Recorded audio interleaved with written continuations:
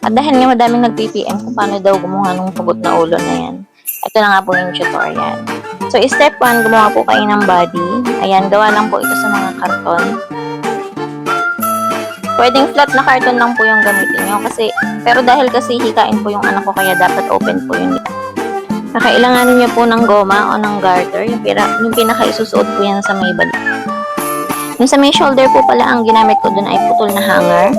Tapos, gumawa po kami ng parang buto na karton. Tapos, inikutan lang din po ng used na bubble wrap. Sa pagpaint naman po ng effect ng dugo, poster paint po ang gamit ko dyan, red at black. Tapos, sa kamay naman po, bubble wrap lang din po yan. Tapos, pinaggamitan na stocking. Yung mahabang stocking pala nilagay ko sa braso para hindi color black. Tapos, isukat nyo lang po sa anak nyo kung gano'ng kalaki yung kailangan niya na garter. Pwedeng garter tapos buhutasan lang po ng tigalawa na parang isusuot na parang bag. Ayan, tapos sa may pugot na ulo naman po, nagdikit lang po ako dyan ng mga bulak gamit ang glue gun. Tapos, ayun, nilagyan ko po ulit ng poster paint. Pwede naman po kahit anong kulay, basta kulay red. Tapos, yung plato, yan po yung nasa tapat ng leeg. Igugupitan nyo po siya ng konti para po sumakto sa leeg ng anak nyo. Tapos bulak lang din po yan dinikit ko sa plato. Tapos nalagyan ko lang din po ng poster paint para magmukha siyang dugo na may laman.